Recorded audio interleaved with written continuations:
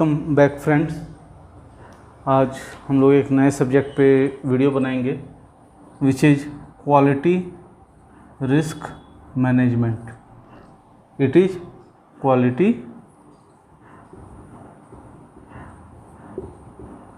Risk management. इसका क्या मतलब है कि ऐसा कुछ भी टास्क जो कि मेरे प्रोडक्ट की क्वालिटी के साथ में कोई रिस्क जनरेट करता हो। इट मीन्स मेरे प्रोडक्ट की क्वालिटी पे किसी भी तरह का रिस्क अगर जनरेट होता है तो उसको कैसे मैनेज करना है, उसको कैसे कंट्रोल करना है, उसका जो टूल है वो QRM यानी कि क्वालिटी रिस्क मैनेजमेंट का पार्ट है। अब इसको समझने से पहले हमें सबसे पहले समझना होगा कि जो क्वालिटी के 5 पैरामीटर्स हैं जो मैं बार बार बताता हूँ, SIS PQ है, उसको हमें समझना होगा कि आखिर वो क्या हैं। अब जब भी मैं बात करूँगा प्रोडक्ट क्वालिटी की तो हमेशा इस बात का ध्यान रखना है कि मैं बात करता हूँ इन 5 एस्पेक्ट्स की। SIS PQ। यहाँ पे स्ट्रेंथ, आइडेंटिटी,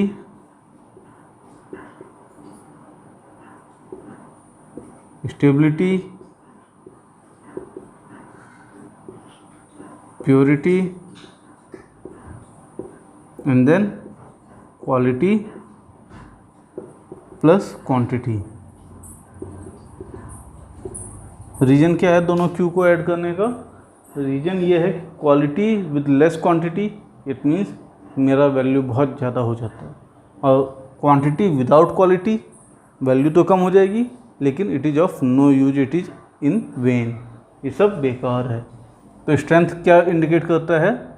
मेरे प्रोडक्ट की स्ट्रेंथ को इंडिकेट करता है, यानी कि उसकी कंपोजिशन, उसकी कंटेंट को इंडिकेट करता है। जैसे अगर मैं बात करूं पैरासीटामोल 500, तो ये जो 500 mg है ये उसकी स्ट्रेंथ को शो करता है। पैरासीटामोल टैबलेट्स है, ये उसकी आइडेंटिटी को शो करता है। अब स्टेबिलिटी का क्या मतलब है कि मान लीजिए इसकी जो शेल्फ़ लाइफ है, शेल्फ़ लाइफ का मतलब है कि जो इसकी पूरा जीवन चक्र है इस दवा का, इस पैरासीटामोल 500 mg का, it means up to its expiry, manufacturing to expiry, ये अपनी स्ट्रेंथ और आइडेंटिटी और प्योरिटी को मेंटेन करता है। और प्योरिटी का मतलब है कि it is safer to use. क्यों? क्योंकि ये डिग्रेड नहीं हुई है, इसमें कोई कॉन्टेमिनेशन नहीं है, ये कोई एडल्ट्रेटेड ड्रग नहीं है। और क्वालिटी का क्वालिटी प्लस क्वांटिटी का मतलब है उसकी यील्ड और उसके पैरामीटर्स, जैसे डी जो है, सॉरी यहाँ पे पैरा नहीं लिखूँगा, पैरामीटर्स, डिसोल्यूशन है, डिसइंटीग्रेशन है, ये जो पैरामीटर्स हैं, ये जो क्वालिटी एट्रीब्यूट्स हैं, ये सब विद इन द लिमिट्स हैं। अब कैसे समझिए फिर से कि स्ट्रेंथ क्या है? उसकी जो भी कंपोजिशन है। जैसे आप कोई दवा देखेंगे, कोई भी शीशी देखेंगे तो उस पर एक जगह लिखा रहता है content, this each uncoated tablet contains paracetamol 500 mg, या जैसे आज की सबसे कॉमन दवाई है डोलो 650, तो डोलो 650 के उस पर आपको प्रिंटेड साइड पे दिखेगा each uncoated tablet contains paracetamol 650 mg, तो वो उसकी स्ट्रेंथ को इंडिकेट करता है। आइडेंटिटी पैरासीटामोल है, पैरासीटामोल है, ये उसकी आइडेंटिटी को रिवील करता है। स्टेबिलिटी मतलब वो जो उसका शेल्फ लाइफ है, मान लीजिए वो आज की डेट में मैन्युफैक्चर हुई जुलाई 22 और उसको 36 महीने की हमने शेल्फ लाइफ दी, इट मीन्स जून 25 25 यहाँ तक वो स्टेबल है, इट मीन्स वो सेफ़ है, वो इतने टाइम तक अपनी स्ट्रेंथ को मेंटेन करके रखती है। प्योरिटी, उसमें किसी भी तरह का कॉन्टेमिनेशन नहीं है, किसी भी तरीके से वो अडल्ट्रेटेड नहीं है, उसमें लेबलिंग सही है, हर चीज़, ये उसकी प्योरिटी को इंडिकेट करता है। और क्वालिटी प्लस क्वांटिटी, वो जो बैच है उसने एक अपनी यील्ड लिमिट को मेंटेन किया हुआ है, ये उसका क्वांटिटी को इंडिकेट करता है। प्लस वो जो है मतलब QC टेस्टिंग में पास है, ये उसके क्वालिटी को इंडिकेट करता है। अब यहाँ पे मैं कहूँ रिस्क कैसे जनरेट होते हैं, जैसे मान लीजिए वो 500 mg की जब मैंने डेवलप करी, जब मैंने मैन्युफैक्चर किया उस टाइम तो 500 mg था, उसमें पैरासीटामोल भी थे, लेकिन ड्यूरिंग द शेल्फ लाइफ जब वो मैन्युफैक्चरिंग से एक्सपायरी की तरफ गया तो ये डिग्रेड हो गया और अब इसकी स्ट्रेंथ रहेगी सिर्फ 400 mg। तो ये it is not safer to use. साथ ही साथ इसमें पैरासीटामोल के अलावा और भी कोई इम्प्योरिटी मिली, आइडेंटिटी में वो पैरासीटामोल ख़त्म हो गई, पता चला पैरासीटामोल की जगह उसमें डाइक्लोफेनेक की पीक्स दिख रही हैं या कोई और पीक दिख रही है, इट मीन्स वो अपनी आइडेंटिटी खो चुका है। स्टेबिलिटी, क्योंकि वो अब स्टेबिलिटी में फेल हो रहा है, it means this product is not stable. अब प्योरिटी, प्योरिटी का मतलब है सेफ़र टू यूज। अब क्योंकि वो डिग्रेड हो रही है और उसमें इम्प्योरिटीज़ बढ़ रही हैं, वो कॉन्टेमिनेट होती जा रही है, it means it is not safer to use. और यील्ड एंड पैरामीटर्स क्या है, अब क्योंकि वो जब हुई थी उस टाइम तो पास थी, इट मीन्स वो क्वालिटी पे पास थी उस टाइम, क्वांटिटी उसने अपनी यील्ड मेंटेन करी, लेकिन विद टाइम पीरियड उसने अपने क्वालिटी को मेंटेन नहीं किया, इसलिए वो प्रोडक्ट मेरा सेफ़ नहीं है, वो प्रोडक्ट मेरा किसी भी तरीके से पेशेंट के कंज्यूमेबल नहीं है। ये है सबसे पहला कंसेप्ट हमारा QRM का, कि मैं जब भी QRM करूँगा या रिस्क असेसमेंट करूँगा तो मैं किन पैरामीटर्स के अगेंस्ट करूँगा। अब समझते हैं कि QRM यानी कि QRM के अलग अलग पैरामीटर्स क्या हैं। जैसे क्वालिटी के बारे में मैंने आपको बता दिया, SIS PQ क्या है उनके बारे में बता दिया। अब रिस्क क्या है, रिस्क एक क्वांटिफाइबल या मैं कहूँ क्वांटिटेटिव प्लस डायनेमिक एस्पेक्ट है, ये चेक करने का कि मेरे प्रोडक्ट की क्वालिटी से रिलेटेड कोई रिस्क है या नहीं है, यानी कि कोई हजार्ड ऐसा तो नहीं कि मेरे प्रोडक्ट को वो डिग्रेड कर सकता है, या ऐसा तो नहीं कि मेरा प्रोडक्ट उसके साथ अनसेफ हो जाता है।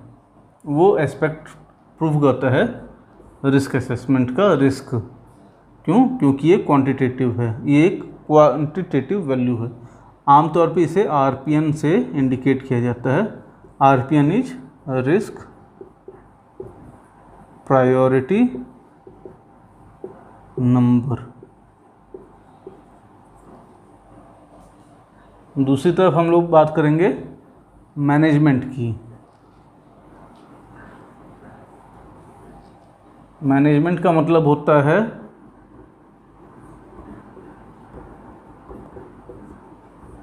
उसको इवेलुएट करना, सबसे पहले प्लान करना, plan, then analyse, then assess, या मैं कहूँ इवेलुएशन, देन इवेलुएशन के बाद उसको समरी करना।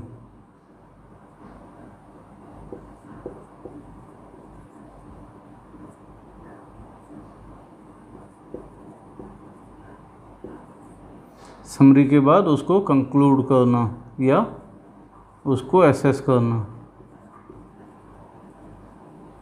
और लास्ट में आता है कम्युनिकेट करना।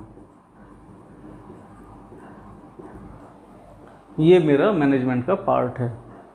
क्या मतलब है? सबसे पहले हमें प्लान करना होगा। प्लान करने का मतलब कि हमें ये आइडेंटिफाई करना है कि मुझे असल में रिस्क असेसमेंट करना भी है या नहीं करना है, और क्यों करना है। ये मेरे पास एक फैक्टर होना चाहिए जिसके अगेंस्ट मैं रिस्क असेसमेंट कर रहा हूँ। दूसरा एनालाइज। एनालाइज करने का मतलब मैं रिस्क असेसमेंट का फर्स्ट स्टेप कंप्लीट करूँगा, जिसमें मैं एक एक रिस्क को आइडेंटिफाई करके उसका एनालिसिस करूँगा कि हाँ ये रिस्क है भी या नहीं है। इवैल्यूएशन। इवैल्यूएशन का मतलब मैं फाइनली ये आइडेंटिफाई करूँगा कि ये रिस्क मेजर है, माइनर है या क्रिटिकल है, और क्या मुझे इसके अगेंस्ट कोई करेक्टिव एक्शन लेना है या नहीं लेना है। समरी। ये जो मैंने रिस्क असेसमेंट किया है इसके बारे में मैं एक ब्रीफिंग दूंगा कि हाँ मेरा ये जो रिस्क असेसमेंट है ये मैंने कंप्लीट किया है, किस टूल से किया है और इसमें मेरे क्या आइडेंटिफाई हुआ है कि ये रिस्क मेजर है या माइनर है या क्रिटिकल है। फिर कंक्लूजन में मैं ये बताता हूँ कि ये जो पूरा प्रोसेस है इसका फाइनल कंक्लूजन क्या है, क्या मुझे करेक्टिव एक्शंस लेने चाहिए, प्रोसीड करना चाहिए या नहीं करना चाहिए। एंड देन लास्ट में कम्युनिकेशन का मतलब क्या है कि दूसरों को भी पता होना चाहिए कि मैंने ऐसा कुछ रिस्क असेसमेंट किया है, मुझे ऐसा कुछ आइडेंटिफाई हुआ है, ये दूसरों को भी पता होना चाहिए। दूसरे कौन? जो उस फैसिलिटी में अदर स्टेक होल्डर्स हैं। जैसे मान लीजिए मैंने किया प्रोडक्शन के लिए रिस्क असेसमेंट, लेकिन कुछ इसका इम्पैक्ट वेयरहाउस पे पड़ेगा, कुछ क्यूसी पे पड़ेगा, कुछ इंजीनियरिंग पे पड़ेगा, कुछ क्यूए पे पड़ेगा, हो सकता है औरों पे भी पड़े। तो इन सबको भी वो चीज़ आइडेंटिफाई होनी चाहिए, वो चीज़ पता होना चाहिए। इट मीन्स कम्युनिकेशन होना चाहिए। ये हमारा एक मैनेजमेंट का पार्ट आ गया। अब यहाँ पे हमारा एक सेक्शन ख़त्म होता है क्यूआरएम का। क्यूआरएम का मतलब एक बेसिक इन्फॉर्मेशन ख़त्म होती है कि क्यूआरएम हमें क्या करना, क्यूआरएम में हम क्या करते हैं, क्यों करते हैं, कैसे किया जाता है। अब कैसे किया जाता है इसके अलग अलग टूल्स हैं। अलग अलग टूल्स का कौन कौन से हैं? FMEA,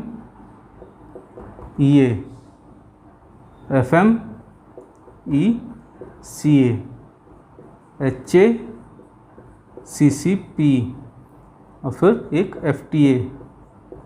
ये सबसे ज़्यादा यूज होने वाले टूल्स हैं किसी भी इंडस्ट्री में। अब इनमें से भी जो फार्मा इंडस्ट्री में सबसे ज़्यादा यूज होता है वो FMEA और FMECA है। ये जो है मेरा फूड इंडस्ट्री में ज़्यादा यूज होता है और इसका जो है फूड एंड कॉस्मेटिक्स में ज़्यादा यूज होता है। और इसका जो मेन पर्पज़ है वो हजार्ड्स को analysis and control, current control measures को, पैरामीटर्स को इवैल्यूएशन करना होता है। FTA का मतलब होता है फॉल्ट ट्री एनालिसिस। ये आप कहीं पे भी कर सकते हैं। इसका मतलब क्या होता है? जैसे एक पेड़ होता है, ये उसकी एक जड़ है, इससे ये एक एक्शन आ गया, मतलब तना निकला, उससे 2 शाखाएं निकली। अब इन शाखाओं से फिर कुछ एक्शंस जनरेट होंगी। ये एक्शंस क्या हैं? उसके सब ब्रांचेज हैं। जैसे मान लीजिए मैंने कहा कि मैं कहीं पर पानी गिराता हूँ, मेरा ग्लास गिर गया, पानी से भरा हुआ ग्लास मेरा गिर गया, ये एक एक्शन है, यानी कि ये एक स्पॉट है, ये एक्शन है, ये रूट कॉज है। अब इसका मेरा एक स्टेम निकला, एक मेरा क्या कहूँ कि हाँ स्टेम निकला। इससे क्या होगा? पानी स्पिल हो गया, पानी स्पिल हो गया, ये एक एक्शन आ गया उसका। अब इसका सबसे एक्शन क्या आएगा? इसके सब एक्शन 2 हो सकते हैं, या तो कोई गिर सकता है या किसी को वो हार्म ना पहुँचाए। अब अगर गिरा तो फिर 2 सेक्शंस हो सकते हैं, सब ब्रांचेज डेवलप हो जाएंगी। हो सकता है उसको चोट लग जाए, डैमेज नहीं, इंजरी, या वो बैलेंस खो दे। अब जब वो उसे कुछ नहीं हुआ, यहाँ पे भी 2 चीज़ें होंगी, या तो उसे क्लीन कर देगा या उसे लेफ़्ट कर देगा एज सच। तो ये एक मेरा फॉल्ट ट्री एनालिसिस इंडिकेट करता है कि एक एक्शन के अगेंस्ट क्या सब एक्शन जनरेट हो सकता है, एक कॉज के अगेंस्ट क्या एक्शन जनरेट हो सकता है, उसके सब एक्शंस क्या जनरेट होंगे और उन सब एक्शंस के क्या सब एक्शंस जनरेट होंगे, ये इसको इंडिकेट करता है। ये एक मतलब क्रॉस फंक्शनल टीम का एक फंक्शन है।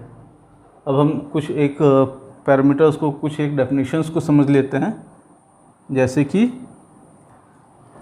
एक चीज़ मैं आपको और बता दूं कि ये जो हमारा क्यूआरएम पे रिलेटेड वीडियो है, ये हमारा क्योंकि अपने आप में एक बहुत वाइड चैप्टर है, एक बहुत हॉट सूप है फार्मास्यूटिकल इंडस्ट्री का, इसलिए हम इन्हें पार्ट्स में बनाएंगे। पार्ट्स में बनाने का मतलब क्या है कि थोड़ा आज बनाया है, थोड़ा हो सकता है नेक्स्ट वीक तक बनाएं, क्योंकि एक लंबा टॉपिक है, काफ़ी वाइड स्पेक्ट्रम, वाइड रेंज में फैला हुआ सब्जेक्ट है, इसलिए इसे थोड़ा थोड़ा करके बनाया जाएगा, अदरवाइज ये वीडियो का लेंथ बहुत ज़्यादा कर देगा। अब कुछ एक डेफिनेशंस हैं, उन्हें समझ लेते हैं। जैसे रिस्क का, क्वालिटी का और मैनेजमेंट का मैंने आपको डेफिनेशन बताया, ऐसे ही एक आएगा आइडेंटिफिकेशन। आइडेंटिफाई। आइडेंटिफाई का क्या मतलब है, मुझे सबसे पहले ये पता होना चाहिए मैं रिस्क किस चीज़ का कर रहा हूँ, किस चीज़ का मैं रिस्क असेसमेंट कर रहा हूँ, रीजन क्या है, मतलब मेरा मेन मोटो क्या है वो चीज़। Second, severity. सीवियरिटी बताता है एक एक्सटेंट ऑफ हार्म है ये,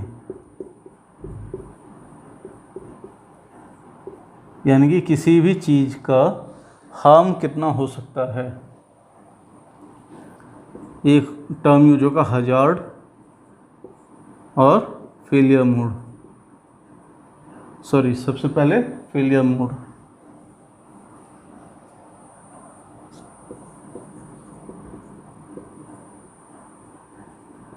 इसका मतलब क्या है, वो कोई भी एक्शन जिसके अगेंस्ट मैं रिस्क असेसमेंट करूँगा। जैसे मैं कहूँ अगर कि मैंने बताया कि पानी गिर गया, ग्लास है, ग्लास गिर गया, that is a failure mode. ये एक मतलब रीजन है कि एक्शन है एक्शन ऑफ रिस्क। अब पोटेंशियल फेलियर, या इसे हम कहें हजार्ड। ये कोई भी ऐसा एक्शन या सब एक्शन है जिसकी वजह से मुझे हार्म हो सकता है, यानी कि मैं जो कहता हूँ कि सीवियरिटी मैं इस पोटेंशियल फेलियर का या हजार्ड का आइडेंटिफाई करता हूँ। इस पोटेंशियल फेलियर के बाद आता है मेरा रूट कॉज। रूट कॉज का मतलब है वो मेन रीज़न जिसकी वजह से मेरा ये फेलियर जनरेट होगा या ये फेलियर मोड जनरेट होगा। जैसे मैं अगर कहूँ कि पानी गिरा एक एक्शन है, फेलियर मोड है।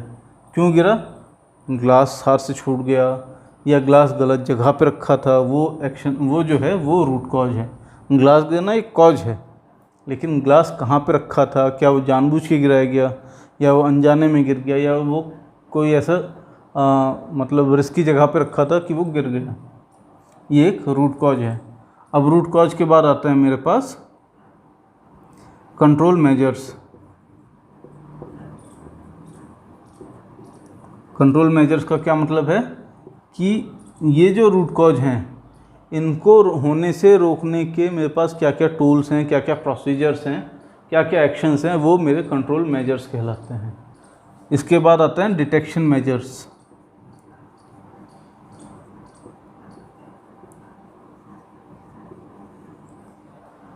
डिटेक्शन मेजर्स का मतलब क्या है कि मेरे पास ऐसे क्या टूल्स हैं कि जो भी ये रूट कॉज हो रहा है या ये जो भी मेरे पोटेंशियल फेलियर्स हो रहे हैं इनको आइडेंटिफाई करने के टूल्स क्या क्या हैं मेरे पास। क्या मेरे पास सेंसर्स हैं, जैसे मान लीजिए मैंने कहा कि पानी गिर गया, तो क्या हो सकता है वहाँ पे मेरे पास सेंसर्स लगे हों फ्लोर पे कि जैसे ही उसे कुछ वेटिंग महसूस हो, एक लिमिटेड उससे जो है ज़्यादा मुझे मॉइस्चर ऑब्जर्व होता है तो वो मुझे सेंसर बता दे, वहाँ पे बीप देते, अलार्म दे दे। जैसे हमारा सबसे अच्छा एग्जांपल है फायर अलार्म्स। फायर अलार्म्स क्या हैं, जैसे ही उस रूम का एक टेम्परेचर खास लिमिट से ऊपर जाता है तो एक अलार्म दे देते हैं। साथ ही साथ वो अलार्म जब देंगे तो बता देगा कि आपकी इस एरिया में डेंजरस लिमिट के ऊपर आग बढ़ रही है या टेम्परेचर बढ़ रहा है, इस मीन्स वहाँ पे आग लगी है या धुआं हो रहा है। ये मेरे डिटेक्शन मेजर्स हैं। और साथ ही साथ कंट्रोल मेजर्स क्या हैं कि जैसे ही वो फायर अलार्म बजेगा वहाँ से एक वाटर स्प्रिंकलर काम करना चालू कर देगा, वो एक कंट्रोल मेजर्स हैं उस आग को कंट्रोल करने का। अब इसके बेसिस पे ये जो डेफिनेशंस हैं इसके बेसिस पे मैं बात करूँगा कुछ ऐसे पैरामीटर्स की जिनका रिस्क असेसमेंट में मैं यूज करता हूँ। जैसे कि severity indicates the extent of harm. इसी तरह प्रोबेबिलिटी ऑफ अकरेंस,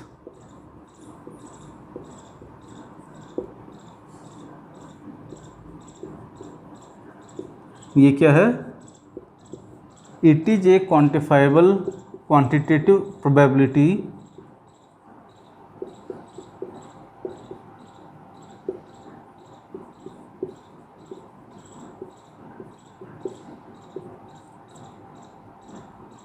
कि जो मेरा फेलियर मोड है, जो मेरे रूट कॉज हैं वो हो जाएं। अब ये कैसे मैं आइडेंटिफाई करता हूँ? On the basis of root cause and plus control measures. इन दोनों के बेसिस पे मैं प्रोबेबिलिटी ऑफ अकरेंस को आइडेंटिफाई करता हूँ। थर्ड मेरा आता है डिटेक्टिबिलिटी।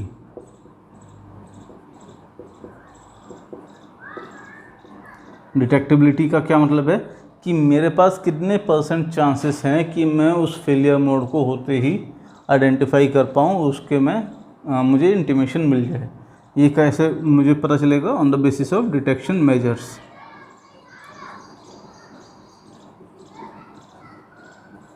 इसके बेसिस पे मैं डिटेक्टिबिलिटी को आइडेंटिफाई करता हूँ। इन तीनों में एक और चीज़ है जो हम सबको पता होना चाहिए कि सिवियरिटी लो से हाई की तरफ जाती है। मतलब सिवियरिटी, अगर मैं कहूँ कि मैं 1 से लेकर 5 तक की रेटिंग देता हूँ, तो सिवियरिटी अगर 1 है तो लो सिवियर है, लेस सिवियर है, और अगर मैं 5 कहता हूँ तो हाईली सिवियर है। अकरेंस या प्रोबेबिलिटी ऑफ अकरेंस, या हम इसे आमतौर पे O से डिनोट करते हैं, सिवियरिटी को S से डिनोट करते हैं। अगर मेरा O की वैल्यू 1 है, इट मीन्स उसका होने के चांसेस कम हैं, प्रोबेबिलिटी ऑफ अकरेंस कम है। लेकिन अगर यही मैं कह दूं कि 5 है तो प्रोबेबिलिटी ऑफ अकरेंस हाई हो जाती है। अगर मैं कहूँ डिटेक्टिबिलिटी, इसमें ये चीज़ उल्टी हो जाती है। अगर मैं कहता हूँ 1 है डिटेक्टिबिलिटी, इट मीन्स मेरे पास डिटेक्शन के चांसेस हाई हैं। वहीं दूसरी तरफ अगर मैं कहता हूँ 5 है डिटेक्टिबिलिटी, तो मेरे पास प्रोबेबिलिटी ऑफ डिटेक्शन कम है। मेरे पास टूल्स कम हैं डिटेक्शन के। अब एग्जांपल सेंसर्स, अगर मेरे पास ऑटोमेशन पे सेंसर्स हैं प्लस मैनुअल कंट्रोल्स भी है,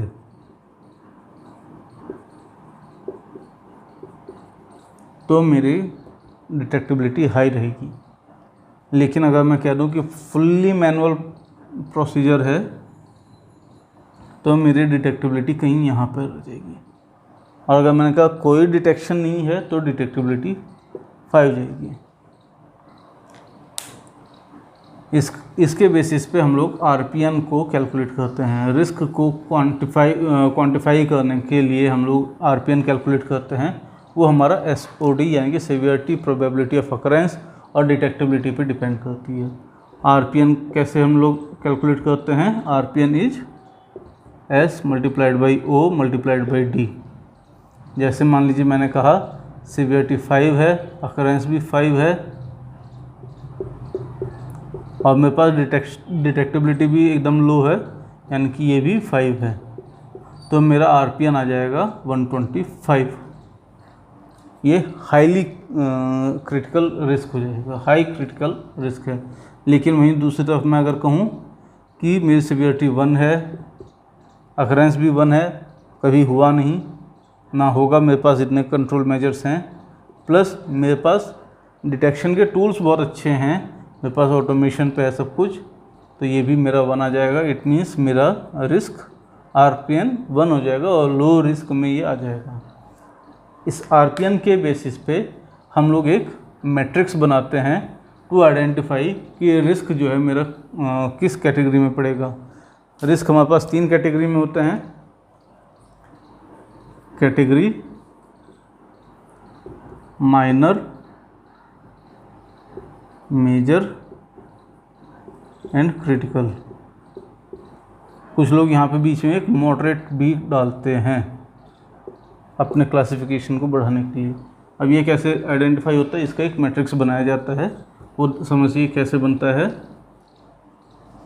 इस साइड मेरा होता है सिवियरिटी, इस साइड प्रोबेबिलिटी ऑफ अकरेंस, और इस साइड होता है डिटेक्टिबिलिटी। अब ये 1 2 3 4 5,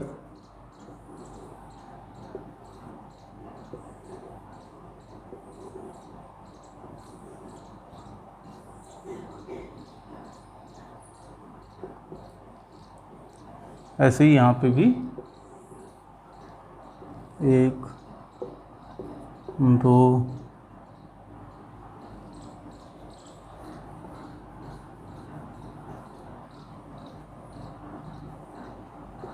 फिर 3 फिर 4 फिर यहाँ पे भी 5 1 2 3 4 5। अब ये इस तरीके से एक मैट्रिक्स बनाई जाती है। यहाँ पे इन तीनों को मल्टीप्लाई करके हमें रखना होता है। जैसे यहाँ पे 1 multiplied by 1 multiplied by 1 equal to 1, 2 multiplied by 1 multiplied by 2 equal to 4, 3 into 3 9, 4 into 4 16, 5 into 5 25। इसी तरीके से यहाँ पे आएगा 125।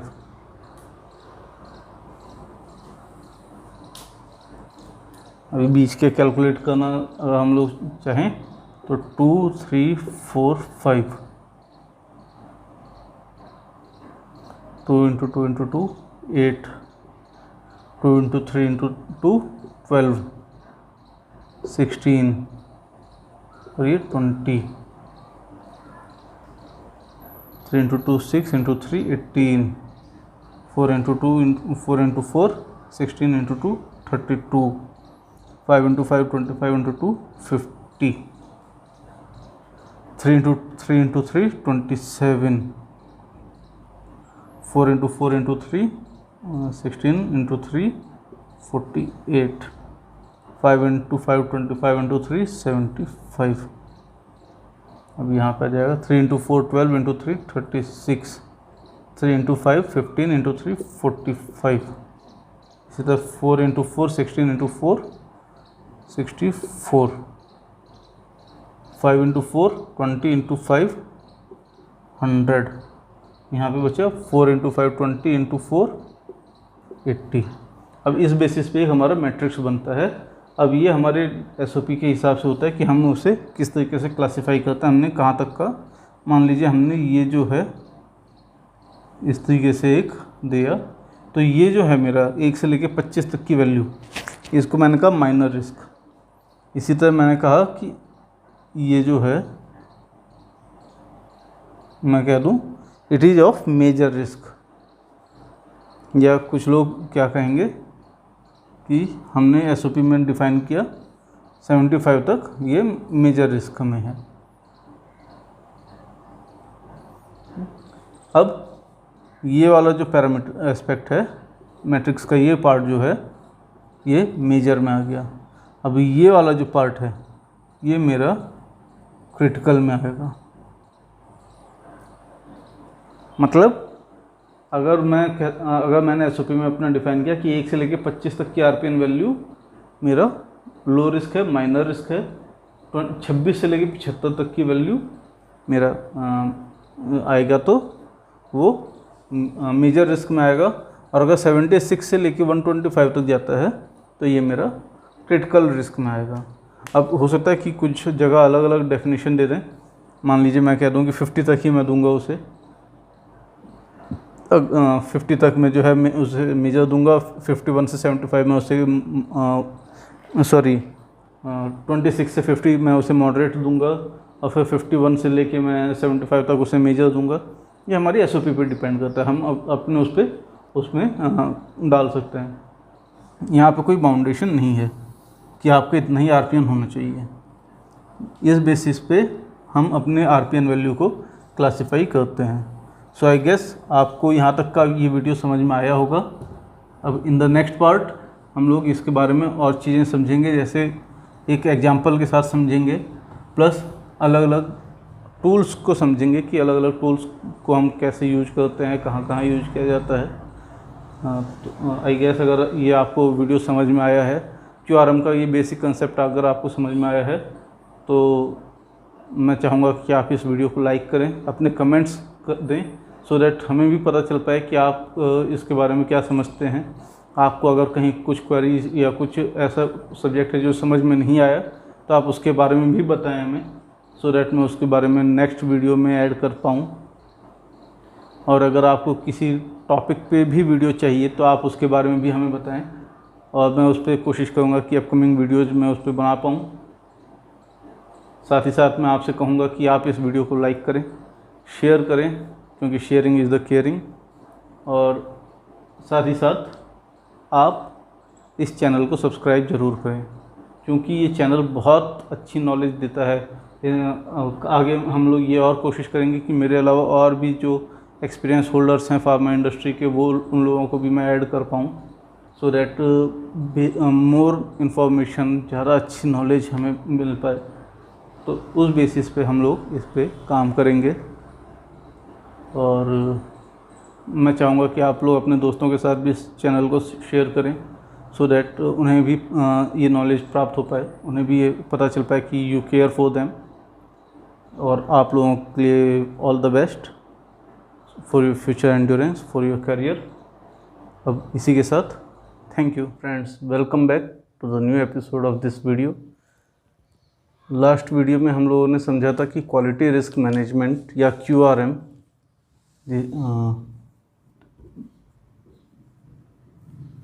में मतलब क्या QRM क्या होता है, क्यों किया जाता है, इसे कैसे किया जाता है, ये सब हम लोगों ने लास्ट वीडियो में समझा था।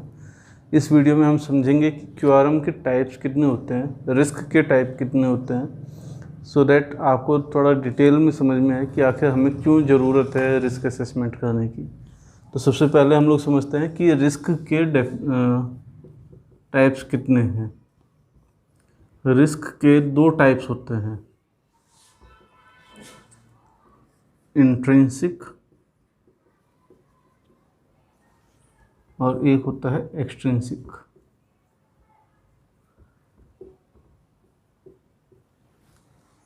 अब इन दोनों का क्या मतलब है? इंट्रिंसिक का मतलब है ड्यू टू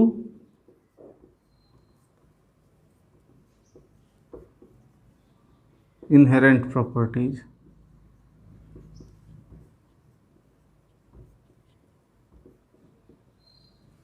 एक्सट्रिंसिक का मतलब है due to external properties.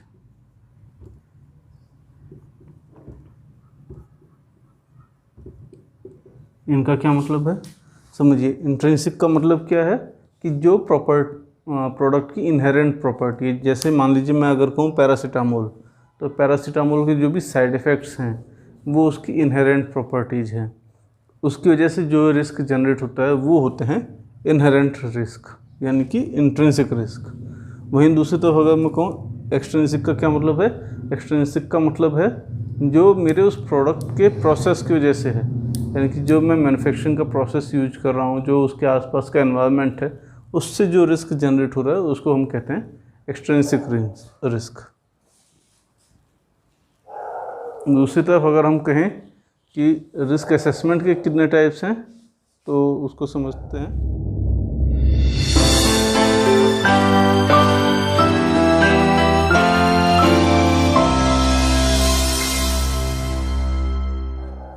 Risk assessment के हमारे 4 टाइप्स होते हैं। रिस्क असेसमेंट मतलब हमारे 4 कैटेगरीज का होता है रिस्क असेसमेंट।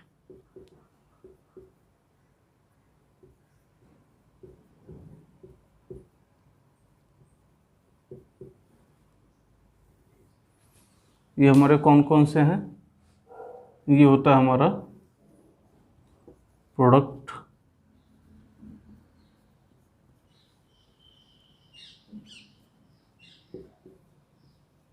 प्रोसेस, फैसिलिटी और बिजनेस। इनका क्या मतलब है? प्रोडक्ट का मतलब हो गया, आप समझ गए होंगे कि जो उसकी मैन्युफैक्चरिंग, जो मेरा प्रोडक्ट है उससे रिलेटेड जो भी रिस्क है वो हम लोग प्रोडक्ट रिलेटेड रिस्क असेसमेंट में करते हैं। सेकंड, प्रोसेस से रिलेटेड, जो हमारा मैन्युफैक्चरिंग प्रोसेस है उससे रिलेटेड कोई भी अगर रिस्क है तो उसको हम लोग प्रोसेस रिलेटेड रिस्क असेसमेंट में कवर करते हैं। थर्ड होता है हमारा फैसिलिटी। फैसिलिटी रिस्क का मतलब है जो भी मेरी फैसिलिटी है, मैन्युफैक्चरिंग फैसिलिटी, वहाँ के एनवायरनमेंट है, जो भी मशीनरी हैं, इसमें आएगा मेरा एरिया, मशीन, और एनवायरनमेंट, इससे रिलेटेड जो भी मेरा रिस्क है वो सब मैं इसमें कवर करता हूँ। प्रोडक्ट में मेरा होता है, मेरा मेन है कि उसके रॉ मटेरियल्स,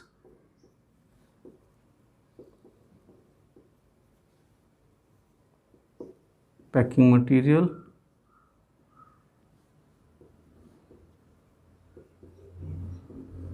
इससे रिलेटेड रिस्क, प्रोसेस में मेरा मैन्युफैक्चरिंग और पैकिंग, प्रोसेस से रिलेटेड रिस्क, फैसिलिटी में मेरा होता है एरिया, मशीन और एनवायरनमेंट, यानी कि उस एरिया का जो भी एनवायरनमेंट है उससे रिलेटेड रिस्क कवर किया जाएगा। और बिजनेस में मेरा किया जाएगा उसके बिजनेस से रिलेटेड रिस्क। अब जब हम कहते हैं बिजनेस से रिलेटेड रिस्क, तो यहाँ पे मेनली कवर होता है आपका जो भी इनपुट कॉस्ट है, आउटपुट कॉस्ट है, मार्केट है, इससे रिलेटेड जो भी रिस्क है वो बिजनेस रिलेटेड रिस्क में आता है। तो क्यूआरएम में मैक्सिमम हम लोग इन 3 रिस्क को कवर करते हैं।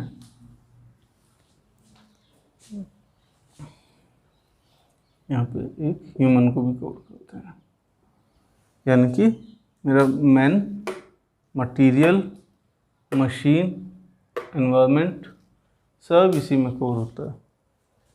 मशीन और मेथड, 6 के 6 फैक्टर्स यहाँ पे कवर होते हैं। बिजनेस रिलेटेड रिस्क में कवर होता है मेरा इनपुट कॉस्ट, आउटपुट कॉस्ट, मेरा कंटिन्यूटी प्लान, मेरा मार्केट रिस्क, ये सब कुछ बिजनेस रिलेटेड रिस्क में कवर होता है।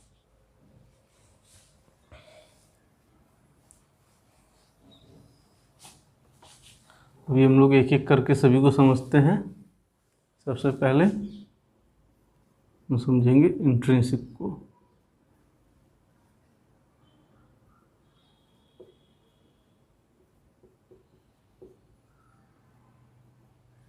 इंट्रिंसिक का मतलब जैसे मैंने बताया था, ड्यू टू इनहेरेंट प्रॉपर्टी, जैसे कि पैरासीटामोल का एक साइड इफ़ेक्ट है, उसका अगर हम हाई डोजिंग मिले तो हिपैटिक लीवर पे उसके साइड इफ़ेक्ट्स आते हैं, मतलब आपके हिपैटिक साइड इफ़ेक्ट्स होते हैं, तो वो मेरे इंट्रिंसिक रिस्क में है। अब उसको कैसे कवर किया जाता है, उसको कैसे हम लोग रिड्यूस कर सकते हैं, बाय डोजेज कंट्रोल। अगर मैं कहता हूँ कि पैरासीटामोल की 1000 mg की मैक्सिमम डोज हो सकती है, तो मेरा डोसेज कंट्रोल है। जैसे इंडिया में पैरासीटामोल का हम लोग अगर इमीडिएट रिलीज कोई फॉर्मुलेशन बनाते हैं तो वो 325 mg से ज़्यादा की स्ट्रेंथ का नहीं बना सकते, वो उसका एक डोसेज कंट्रोल है। इट मीन्स मेरा इंट्रिंसिक रिस्क जो कि उसकी साइड इफ़ेक्ट्स की वजह से है, वो मैंने डोसेज कंट्रोल से कवर किया। इसी तरीके से जैसे मेरे टेट्रासाइक्लिन्स से रिलेटेड एक इंट्रिंसिक रिस्क है कि मैं उसको कैल्शियम के साथ नहीं दे सकता, कैल्शियम के साथ ये इनकम्पैटिबल है, इसका मतलब ये अपनी पोटेंसी को लूज कर देते हैं, तो मैं अवॉइड करता हूँ उसमें कैल्शियम को ऐड करना। यानी कि टेट्रासाइक्लिन का कोई भी प्रोडक्ट बनेगा उसमें कैल्शियम ऐड नहीं किया जाता है। साथ ही साथ पेशेंट को सजेस्ट किया जाता है कि ये दूध के साथ नहीं लेंगे आप। एक्सट्रिंसिक रिस्क को कैसे कवर किया जाता है, हम लोग मैक्सिमम जब भी रिस्क असेसमेंट करते हैं तो हम लोग सबसे ज़्यादा एक्सट्रिंसिक रिस्क पे ही काम करते हैं। कैसा कि हम लोग हर तरह के जो भी एक्सटर्नल फैक्टर्स है उसको हम लोग कवर करते हैं अपने रिस्क असेसमेंट में। कैसे, मैन्युफैक्चरिंग प्रोसेस से रिलेटेड जो भी है, कि मैन्युफैक्चरिंग प्रोसेस में तो ऐसा नहीं कि कहीं कोई साइड इफ़ेक्ट कवर हो रहा हो, या फिर मैन्युफैक्चरिंग प्रोसेस से तो कोई रिस्क जनरेट ना हो रहा हो, कॉन्टामिनेशन से रिलेटेड रिस्क या फिर ह्यूमन एक्सपोजर से रिलेटेड रिस्क, ये जो भी हैं हम लोग एक्सट्रिंसिक रिस्क में कवर करते हैं। इसके साथ ही साथ जो होता है कि हमें कंपैटिबिलिटी स्टडी, ये भी एक एक्सट्रिंसिक रिस्क को ही कवर करता है। मुझे मान लीजिए कि मुझे पता नहीं है कि कौन सा प्रोडक्ट किसके साथ कंपैटिबल है, तो मैं कंपैटिबिलिटी स्टडी परफॉर्म करता हूँ। ये भी एक्सट्रिंसिक रिस्क को कवर करने के लिए यूज किया जाता है।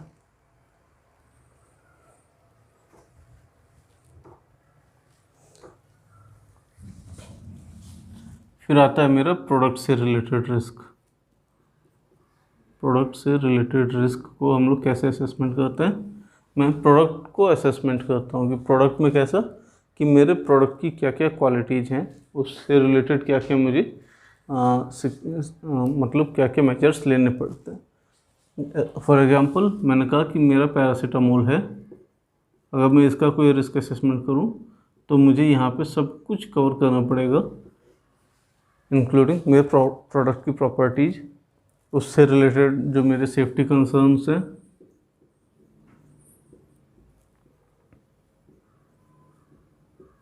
मेरी जो मैन्युफैक्चरिंग प्रोसेस है, जो उसके मटेरियल्स हैं, जो मशीन्स हैं, जो उसके वैलिडेशंस से रिलेटेड हैं, जो उसकी क्वालिफिकेशन से रिलेटेड है, सभी कुछ मुझे कवर करना पड़ेगा। ऑन द अदर हैंड अगर मैं कहता हूँ कि सिर्फ मैं प्रोसेस से रिलेटेड रिस्क करूँगा,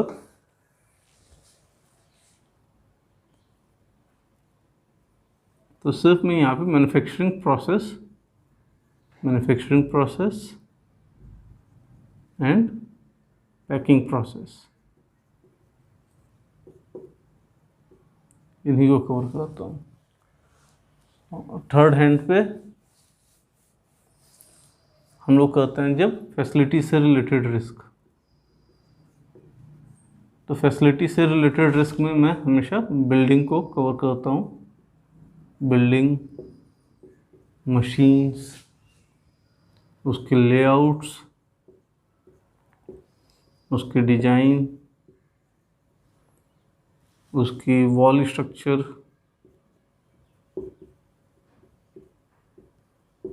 लाइट्स, एयर वेंटिलेशन, मूवमेंट्स, इन सबको कवर करता हूँ।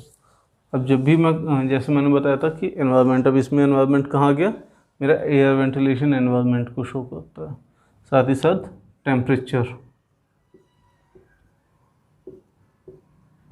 एंड RH क्या, रिलेटिव ह्यूमिडिटी।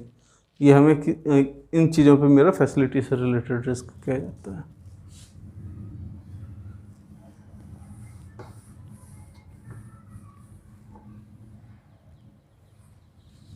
अब मैंने ये बताया था बिजनेस रिलेटेड रिस्क, तो बिजनेस रिलेटेड रिस्क मेरा फार्मा में कैसे काम करता है, जैसे कि मेरा वेंडर अप्रूवल है। मान लीजिए मैंने किसी प्रोडक्ट के लिए सिर्फ एक ही वेंडर को अप्रूव कर रखा है, तो वो जो है ओनली वन, जब भी मेरे पास सिर्फ एक ही वेंडर होगा तो वो अपनी मोनोपोली चलाता है, प्लस वो डिलीवरी अपनी मर्ज़ी से करेगा। ऑन द अदर हैंड मैं इस चीज़ को रिड्यूस करने के लिए एडिशनल वेंडर्स को अप्रूव कर सकता हूँ। ये मेरे पास वेंडर ए है, मैंने एक बी वेंडर को भी अप्रूव किया, प्लस मैं सी को भी दे सकता हूँ। अब इससे क्या होगा कि ए वेंडर अगर अपनी मोनोपोली चलाएगा तो मैं इधर की बजाय इन दोनों पे भी शिफ्ट कर सकता हूँ। अल्टीमेटली जो मेरा बिजनेस है, जो मेरा टास्क है, वो कंटिन्यू चलता रहेगा। अब इसमें साथ ही साथ क्या आता है, मेरा इनपुट कॉस्ट। अब इनपुट कॉस्ट अगर मेरे पास सिर्फ एक ही वेंडर है जो अपनी मोनोपोली चला रहा है, तो इनपुट कॉस्ट को वो इंक्रीज कर सकते हैं। ऑन द अदर हैंड पता चला मेरा आउटपुट कॉस्ट जो है, मेरे प्रोडक्ट की जो रेट है वो कम हो सकती है। अल्टीमेटली वो मुझे फिर आउटपुट कॉस्ट भी बढ़ाना पड़ेगा। और इसी तरीके से मेरा फिर आता है मार्केट। मैं हो सकता है अपने आउटपुट कॉस्ट भी बढ़ा सकता हूँ, मैं अपने प्रोडक्ट के वैल्यू को भी बढ़ा सकता हूँ, बट ये सब डिपेंड करता है मेरा मार्केट पे। अगर मेरा मार्केट ही चीप है, मतलब जहाँ पे मैं महंगे प्रोडक्ट्स नहीं बेच सकता हूँ, तो मुझे अपने आउटपुट कॉस्ट को कम ही रखना पड़ेगा, और उसके लिए मुझे अपने इनपुट कॉस्ट को भी कम करना पड़ेगा।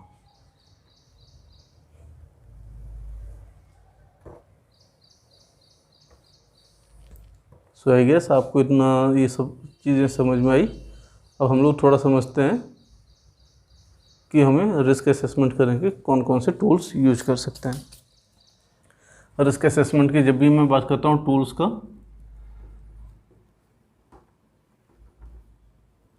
तो यहाँ पे सबसे पहले मेरे पास आता है FMEA, failure mode effect analysis.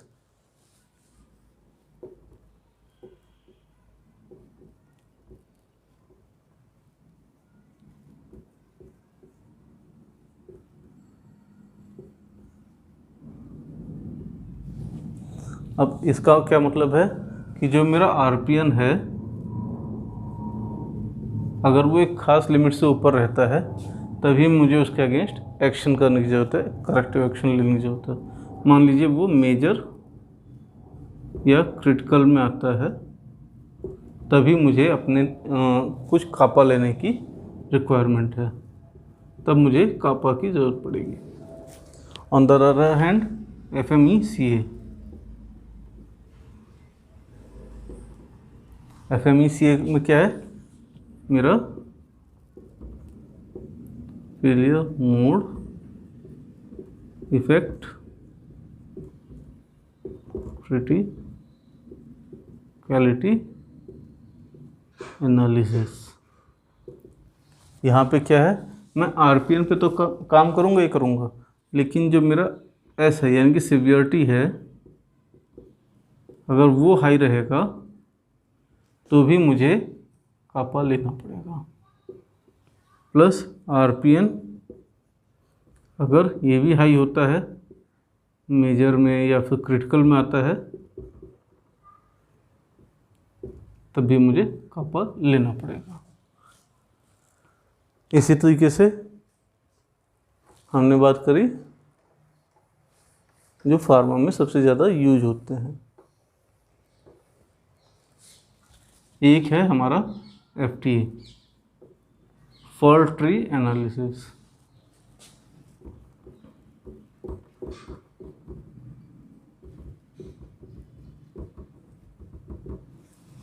अब फॉल्ट ट्री एनालिसिस में क्या है कि मेरे पास कोई भी एक एक्शन है, उससे रिलेटेड मैंने एक सब एक्शन निकाला स्टेम। अब उस स्टेम के कुछ ब्रांचेज हैं, उन ब्रांचेज के कुछ सब ब्रांचेज हैं, और फिर ये आपस में इंटरकनेक्टेड होते जाएंगे। जैसे मैंने लास्ट टाइम आपको एक एग्जांपल दिया था कि अगर कोई चीज़ स्पिल कर जाती है तो उससे क्या क्या चीज़ें हो सकती हैं। यहाँ पे मुझे अब इसके अगेंस्ट भी कापा लेना पड़ेगा, इसको रोकने के लिए भी कापा लेना पड़ेगा, इन एक्शंस को भी होने से बचाने के लिए कापा लेना पड़ेगा।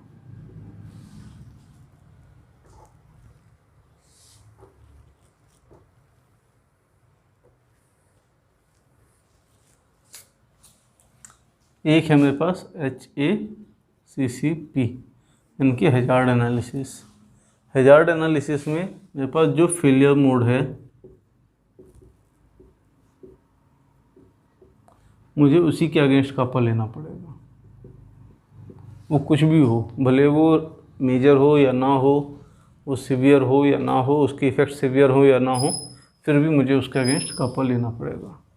रीज़न कि जो फेलियर मोड है मुझे इसी को होने से रोकना है।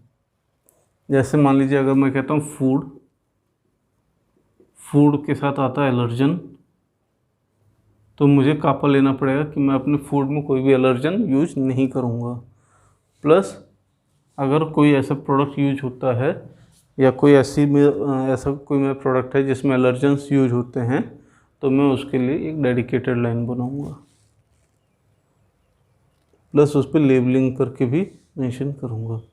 फॉर एग्जांपल मैं अगर फार्मा प्रोडक्ट्स में लैक्टोज यूज करता हूँ, तो मुझे कुछ कंट्रीज में जब भी एक्सपोर्ट करूँगा तो वहाँ पर मुझे मेंशन करना पड़ेगा कि दिस प्रोडक्ट कंटेन्स लैक्टोज।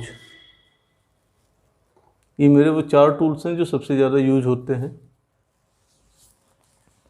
साथ ही साथ इसमें और भी चीज़ें आती हैं। QRM एक बहुत वाइड सब्जेक्ट है, इसमें रेगुलरली कुछ ना कुछ चीज़ें अपडेट होती जा रही हैं। एक मैं आपको शॉर्ट में एग्जांपल समझा देता हूँ कि QRM का डिज़ाइन कैसा होता है, मेरा रिस्क असेसमेंट का डिज़ाइन कैसे किया जाता है, किसी भी इंडस्ट्री में क्या क्या होते हैं, तो सबसे पहले आता है उसका सब्जेक्ट, फिर आता है उसका पर्पज, फिर आएगा स्कोप, फिर टीम जिसमें लीडर प्लस मेंबर्स। लीडर को कुछ लोग ऑनर भी कह देते हैं, प्लस मेंबर्स। इसके बाद मेरा क्राइटेरिया में एस का, ओ का, डी का, आरपीएन का, सभी का क्राइटेरिया मेंशन किया जाएगा। उसके बाद आता है मेरा एनालिसिस के बाद आएगा समरी, तो कंक्लूजन, तो कम्युनिकेशन, फिर एब्रिविएशंस इफ एनी,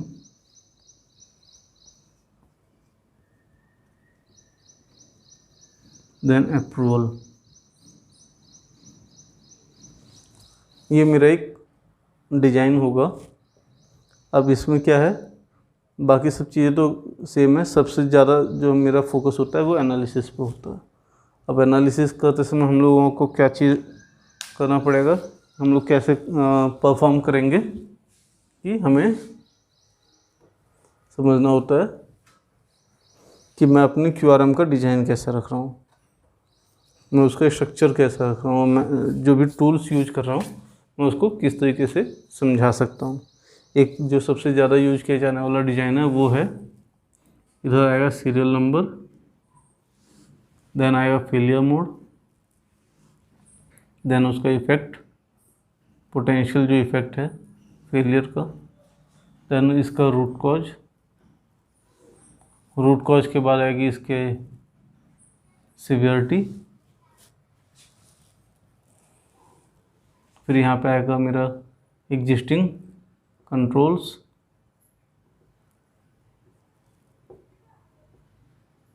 जिसमें आएगा मेरे पास क्या एग्जिस्टिंग कंट्रोल्स हैं, और यहाँ पर आएगा इसका O, existing controls plus past history. समझिए जो आपका इफेक्ट है वो आपको सिवियरिटी को शो करेगा, RCA प्लस एग्जिस्टिंग कंट्रोल्स ये आपके अक्रेंस को शो करेंगे। इसके बाद आएगा मेरे पास मेजर्स, डिटेक्टिंग मेजर्स,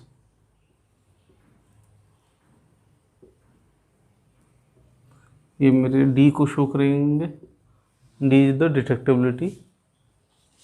इसके बाद आएगा RPN, देन अगेन मेरा जो है यहाँ पे कापा, इफ़ एनी क्यों, क्योंकि ज़रूरी नहीं है कि मुझे हर एक्शन के अगेंस्ट कापा लेना पड़े। कापा किस केस में लेना है, सिर्फ मेजर और सिवियर क्रिटिकल के केस में, या फिर जब मेरे इफ़ेक्ट्स सिवियर होते हैं। कापा के बाद आएगा मेरा रीएनालिसिस,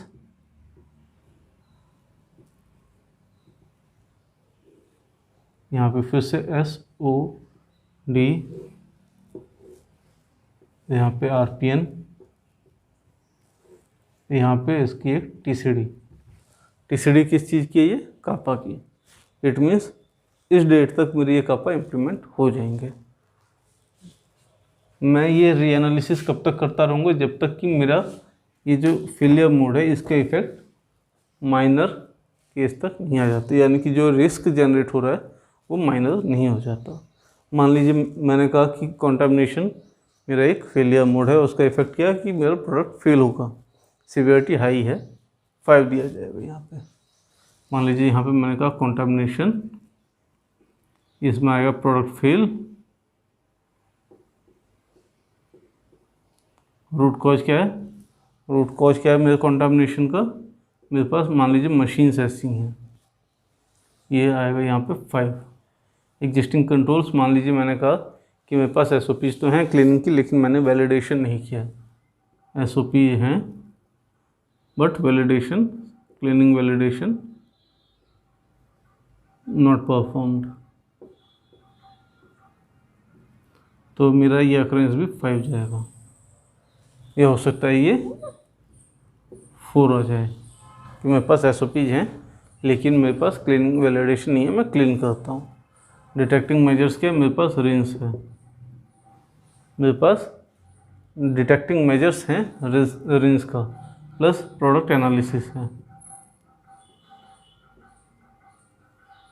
तो ये 3 हो जाएगा। 5 × 4 × 3 हो जाता है 60। तो मेरा ये अपने आप में मेजर क्लास में चला जाएगा। फिर मैं कापा लूँगा कि CV करूँगा, क्लीनिंग वैलिडेशन परफॉर्म करूँगा, प्लस मैं स्वैब एनालिसिस हर प्रोडक्ट की करूँगा। तो मुझे दोबारा से अपना रिस्क असेसमेंट करना पड़ेगा कि क्या मेरा CV करने से, जो मेरा स्वैब एनालिसिस करने से, क्या मेरा रिस्क कम होता है या नहीं होता है। ऐसा तो नहीं कि पता चले मैं इतना सब करूँ और फिर भी रिस्क मेरा मेजर क्लास में रह जाए, तो मुझे वो भी चीज़ एनालिसिस करनी है होगी। तो इसके आई गेस आप लोगों को यहाँ तक का ये पार्ट समझ में आया होगा। इसी के साथ हमारा जो QRM का टॉपिक है वो ऑलमोस्ट कंप्लीट हो जाता है। और अगर आप लोगों को ये समझ में आता है तो आप लोग इस वीडियो को लाइक करें। अगर आपको ये वीडियो अच्छी लगी तो भी आप इसे लाइक करें, अपने दोस्तों के साथ शेयर करें और साथ ही साथ चैनल को सब्सक्राइब भी करें। Thank you.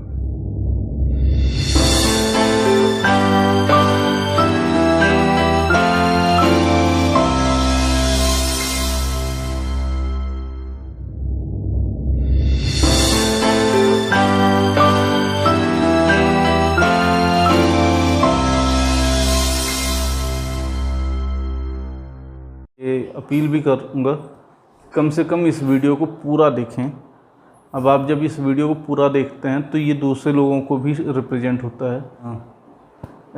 यूट्यूब का एल्गोरिदम इसे दूसरे लोगों को भी शो करता है कि हाँ ऐसा भी एक वीडियो यूट्यूब पे अवेलेबल है, तो वो लोग उस चीज़ को देख पाएंगे। अदरवाइज़ क्या होता है कि आपने थोड़ी देर वीडियो देखा, उसके बाद स्किप कर दिया, बंद कर दिया, तो यूट्यूब का एल्गोरिदम इसे दूसरे लोगों को फॉरवर्ड नहीं करता है।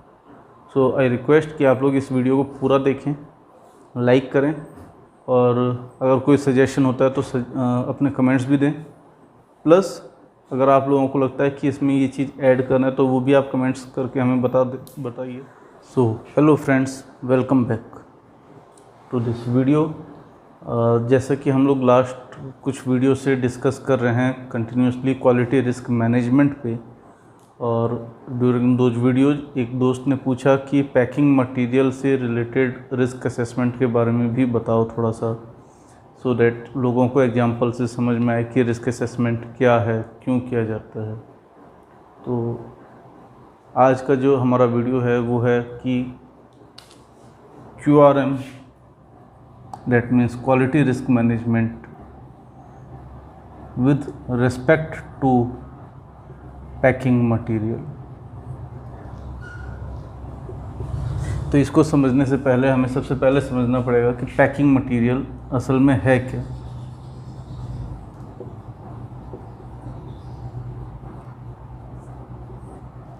पैकिंग मटेरियल इस तरीके से समझिए, जैसे आपने कोई भी प्रोडक्ट ख़रीदा, उसको एक पैक में करके देना। यानी कि आपने कोई कुरियर मंगाया तो आप देखेंगे कि उसके ऊपर एक पहले फाइनल शिपर होता है या फिर कोई लिफाफा होता है, अंदर और भी कुछ एनवेलप्स हो सकते हैं या और भी किसी तरह की पैकिंग हो सकती है। That's all the packing material. यानी कि प्रोडक्ट को प्रोटेक्ट करने का और उसको एक डेफिनेट शेप देने का जो काम है वो हमारा पैकिंग मटेरियल करता है। तो अब फार्मा इंडस्ट्री में ये हमारे पास 3 टाइप्स के होते हैं, 3 टाइप्स के पैकिंग मटेरियल्स होते हैं। अभी 3 टाइप कौन कौन से हैं? फर्स्ट होता है प्राइमरी पैकिंग मटेरियल, जिसको कि हम लोग PPM बोलेंगे। सेकंड होता है सेकेंडरी पैकिंग मटेरियल, हम लोग SPM बोलेंगे। और थर्ड होता है टर्शरी, जिसको कि हम लोग TPM बोलेंगे। अब जैसे कि ये पता चल गया कि हमारे पास 3 टाइप के पैकिंग मटेरियल हैं। अब इनमें डिफरेंस क्या है? सबसे पहली बात हम करेंगे प्राइमरी पैकिंग मटेरियल की। तो प्राइमरी पैकिंग मटेरियल होता है जो मेरे प्रोडक्ट के डायरेक्ट कांटेक्ट में होता है। थोड़ा सा और समझाते हैं कि प्राइमरी पैकिंग मटेरियल या पीपीएम हमारा प्रोडक्ट कांटेक्ट का होता है, प्रोडक्ट का प्राइमरी कांटेक्ट में रहता है। जैसे कि आप किसी बॉटल में अगर कोई लिक्विड है तो एक बॉटल है और ये कैप है, ये इसका प्राइमरी पैकिंग मटेरियल हो गया। जबकि टैबलेट्स जो हैं वो आमतौर पे आप देखेंगे कि ब्लिस्टर्स में हैं या स्ट्रिप में हैं,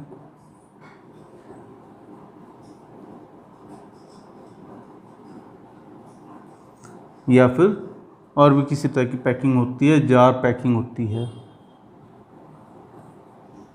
ये सब हमारे प्राइमरी पैकिंग मटेरियल से एग्जांपल्स हैं। अब इनके कुछ और भी टाइप्स होते हैं कि हमारे पास कितने तरह के प्राइमरी पैकिंग मटेरियल हो सकते हैं। वो डिपेंड करता है आपका फॉर्मुलेशन के कैसा है। जैसे पाउडर है तो जार में होगा या फिर बॉटल्स में होगा, लिक्विड है तो बॉटल्स में होगा, या फिर सेमी सॉलिड है तो ट्यूब्स होंगी। ट्यूब्स में भी आपको लेमी ट्यूब होती है, एल्युमिनियम ट्यूब होती है जो कोलैप्सिबल होती है। फिर सेकंड आता है एसपीएम। एसपीएम है सेकेंडरी पैकिंग मटेरियल जो मेरे प्रोडक्ट को प्रोटेक्ट करता है फ्रॉम एक्सटर्नल एनवायरनमेंट। प्राइमरी का मेन पर्पज़ क्या है कि वो प्रोटेक्ट करता है फ्रॉम अदर प्रोडक्ट्स, या फिर एक एनवायरनमेंट से प्रोटेक्ट करता है। जबकि एसपीएम का जो मेन पर्पज़ है वो उसको एक लुक देने का है और ये एक्सटर्नल एनवायरनमेंट से प्रोटेक्ट करने के लिए है, प्लस ये एक शेप देता है प्रोडक्ट को। अब एग्जांपल के उस पर समझते हैं। तो जैसे आप कोई लिक्विड खरीदेंगे, कोई सिरप आपने ख़रीदा, ये उसका बॉटल है, कैप है, ये प्राइमरी पैकिंग मटेरियल आ गया। लेकिन ये एक और आपको कागज़ के या फिर और भी किसी अदर तरह के पैकिंग मटेरियल में, या कार्टन हम लोग कहते हैं, उसमें आपको पैक होकर मिलेगा। तो ये जो कार्टन है ये एसपीएम है, जबकि ये जो बॉटल है ये पीपीएम है। थर्ड एग्जांपल लेते हैं हम लोग टर्शरी पैकिंग मटेरियल का, टीपीएम। अब टीपीएम क्या होता है?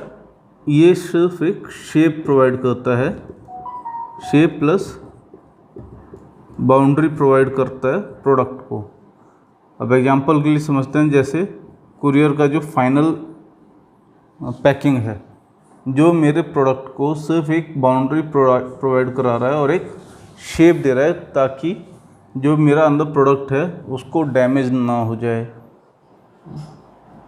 क्योंकि बाहर बहुत सारे इंटरवेंशंस हैं, वो कहीं पे पता चला फेंका जा रहा है, कहीं पे उस पर स्टैंपिंग हो रही है, कुछ भी हो रहा है, तो ये जो फाइनल बाउंड्री है ये टीपीएम है।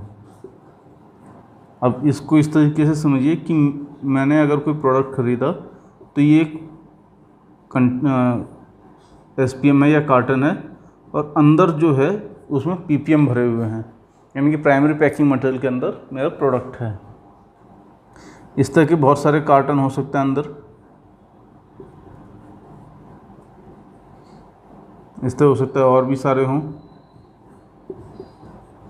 ये सिर्फ और सिर्फ एक बाउंड्री और शेप प्रोवाइड कराता है प्रोडक्ट को।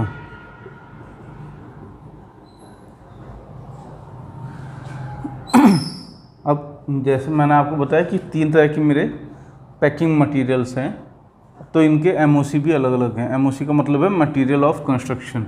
अब जो कॉमन मटेरियल ऑफ कंस्ट्रक्शन है वो हम लोग प्राइमरी पैकिंग मटेरियल का समझते हैं। सबसे पहले आता है हमारे पास PVC foils, PVDC foils, PVDC, coated,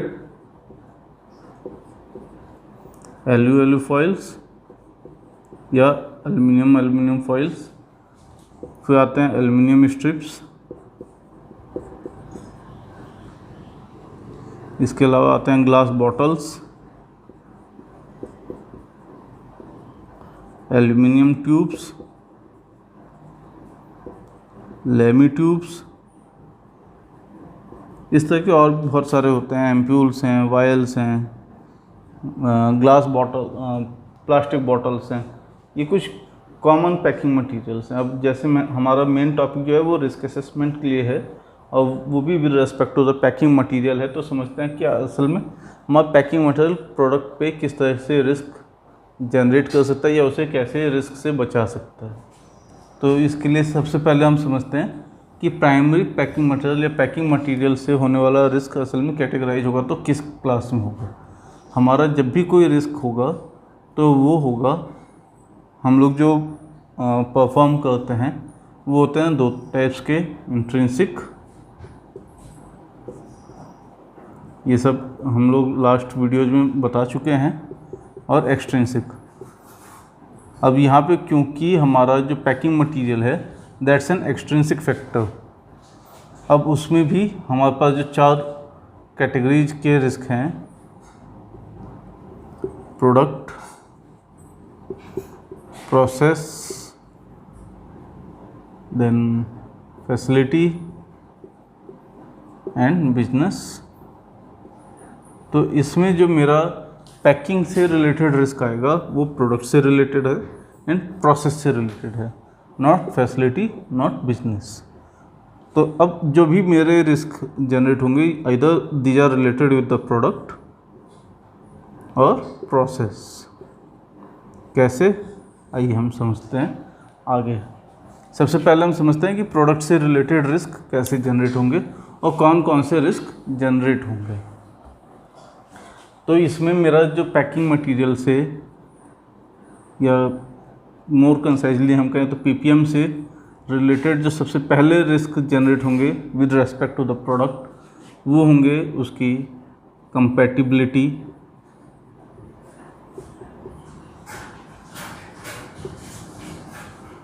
nature, feasibility,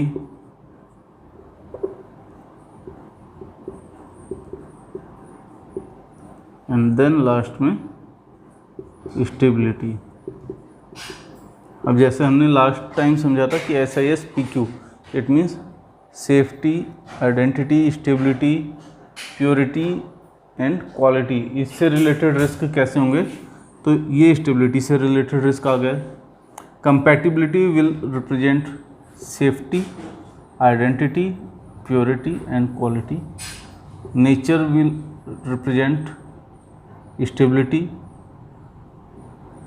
identity, purity and quality, and feasibility will represent safety aspect।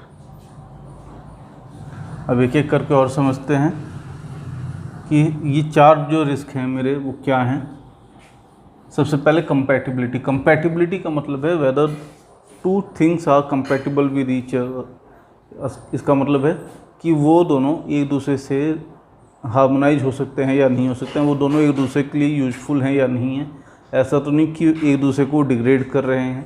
तो कंपैटिबिलिटी का मतलब आ गया, कंपैटिबिलिटी रिप्रेजेंट्स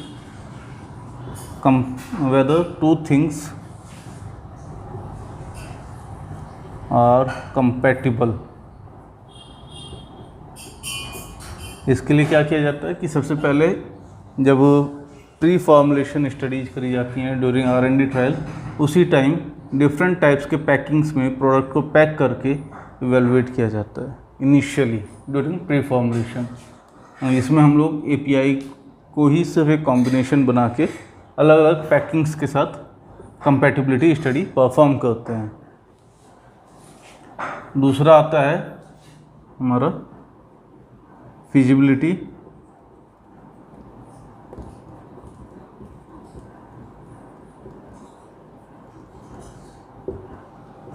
फिजिबिलिटी का मतलब है whether this type of packing is feasible और नॉट।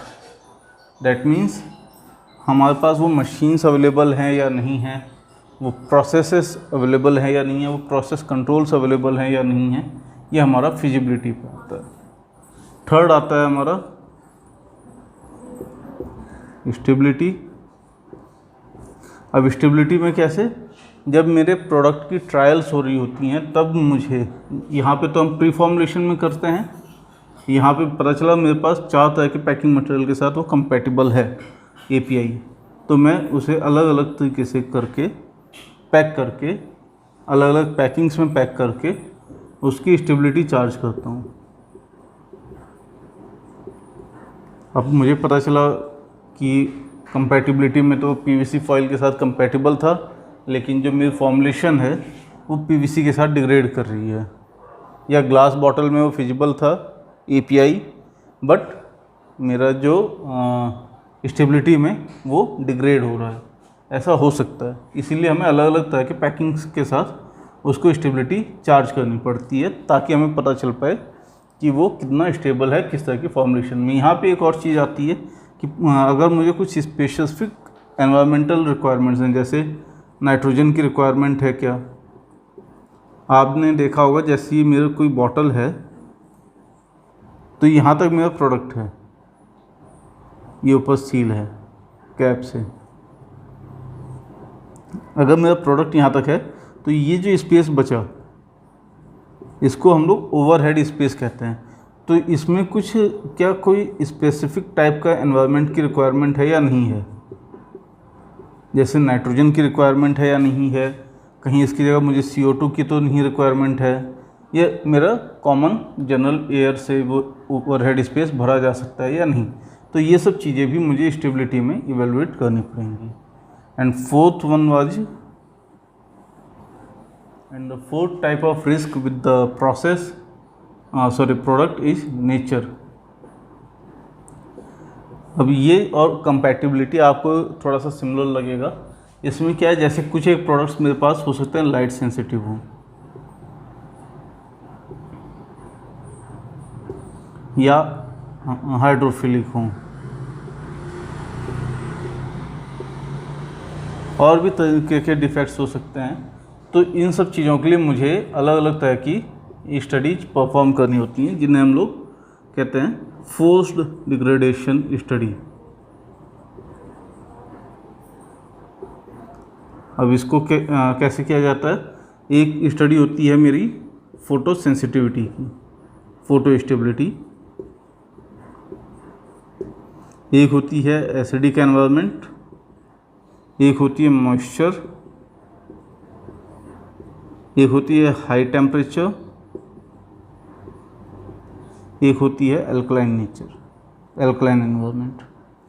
इन 4-5 टाइप्स के मुझे फोर्स डिग्रेडेशन करना होता है कि उनमें मुझे अलग से एक डिग्रेडेशन कॉज किया जाता है। कैसे कि मैं जो है प्रोडक्ट को लाइट की तरफ फोर्सफुली एक्सपोज करूँगा।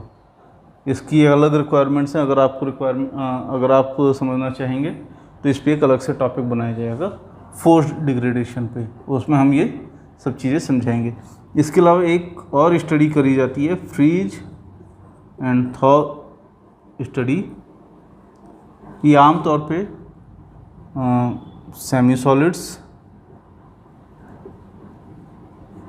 और बाईफेजिक, जैसे कि क्रीम्स हैं, इमल्शंस हैं, सस्पेंशंस हैं, इनके साथ ज़्यादा किया जाता है freeze and thaw study.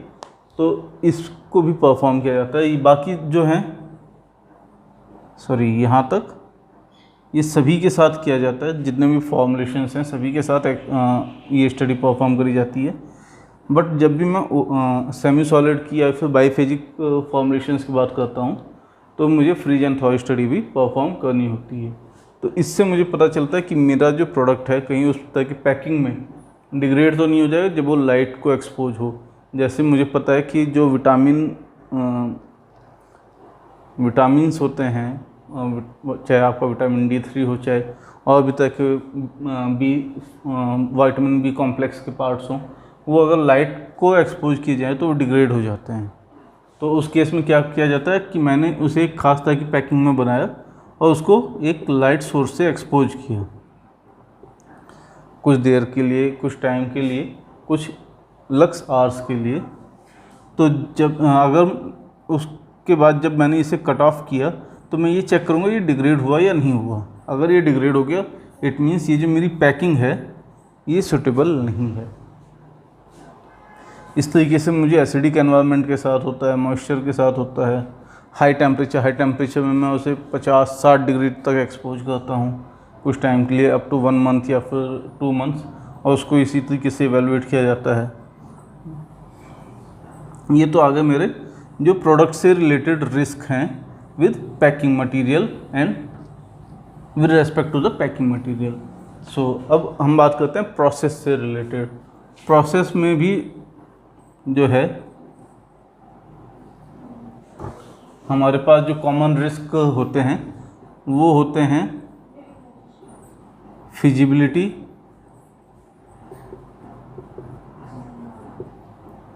And equipments. अब इसमें क्या है, फिजिबिलिटी का मतलब है मेरे पास वो चेंज पार्ट्स अवेलेबल हैं या नहीं है। चेंज पार्ट्स क्या होते हैं, हर मशीन में आप देखेंगे कि कई बार मशीन्स के कुछ एक पार्ट्स तो ऐसे होते हैं जो कि इमोटाइल हैं, इट मीन्स वो एज फिक्स रहेंगे। जैसे अगर मेरी ये पूरी मशीन है तो इसके अंदर एक पार्ट ऐसा भी होगा जो वहाँ पे बार बार चेंज किया जाता होगा, तो उसको चेंज पार्ट कहा जाता है। जैसे हम अगर कहें कंप्रेशन मशीन पे जो डाई एंड पंचेज हैं वो चेंज पार्ट्स होते हैं।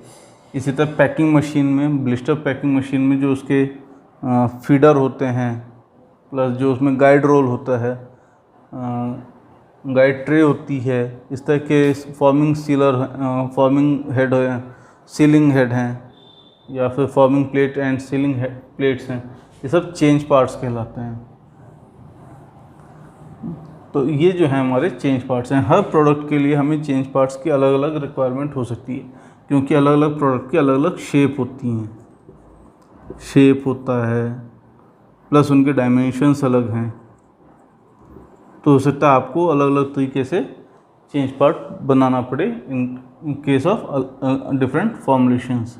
अब जैसे लिक्विड है तो लिक्विड्स में मुझे पता अगर ये होगा कि 100 ml है तो 100 ml के लिए हो सकता है अलग चेंज पार्ट हो, 50 ml के लिए अलग चेंज पार्ट हो, 1000 ml के लिए हो सकता है अलग चेंज पार्ट्स हों।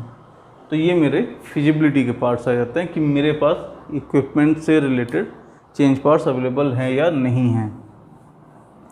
सेकंड, अब इक्विपमेंट से रिलेटेड क्या है कि पता चला कोई जो मान लीजिए कोई किसी खास तरह की पैकिंग मटेरियल है, उसको खास तरह का टेम्परेचर चाहिए सीलिंग के लिए, या खास तरह के इक्विपमेंट्स चाहिए उसको पैक करने के लिए, वो मेरे पास अवेलेबल है या नहीं है। जैसे मान लीजिए मेरे पास कोई हीट बेस्ड इक्विपमेंट है जो कि फॉर्मिंग एंड सीलिंग में काम करता है, और मैं अपने प्रोडक्ट को दूं एलयूएलयू फॉइल, तो एलयूएलयू फॉइल के साथ सबसे बड़ी रिक्वायरमेंट क्या है कि ये कोल्ड फॉर्मिंग होते हैं। अब जब कोल्ड फॉर्मिंग है तो जो मेरा हीट फॉर्मिंग मशीन्स हैं वो इस पर एप्लीकेबल नहीं है, इसीलिए एलयूएलयू के साथ मुझे स्पेसिफिक इक्विपमेंट की रिक्वायरमेंट है। सेकंड, अब मान लीजिए मेरे पास इक्विपमेंट जो है वो एलयूएलयू से रिलेटेड है, लेकिन अब अगर मुझे हीट फॉर्मिंग पैकिंग करनी है किसी तरह से, तो वो उस पर एप्लीकेबल है या नहीं है, वो उसके पास ऐसे प्रिंसिपल्स हैं या वो उसमें ऐसी फिजिबिलिटी है या नहीं है, वो भी हमें देखनी होती है। तो ये जो है हमारे पैकिंग मटेरियल से रिलेटेड कुछ रिस्क हैं, और उनको कैसे काउंटर किया जाता है इसके बारे में मैंने आपको बताया। आई गेस ये आपको समझ में आया होगा। अगर समझ में आता है तो आप इस वीडियो को लाइक ज़रूर करें, साथ ही साथ दूसरे लोगों के साथ इसे शेयर भी करें। एंड मैं कंटिन्यूसली कहता आ रहा हूँ कि प्लीज़ इस चैनल को सब्सक्राइब ज़रूर करें।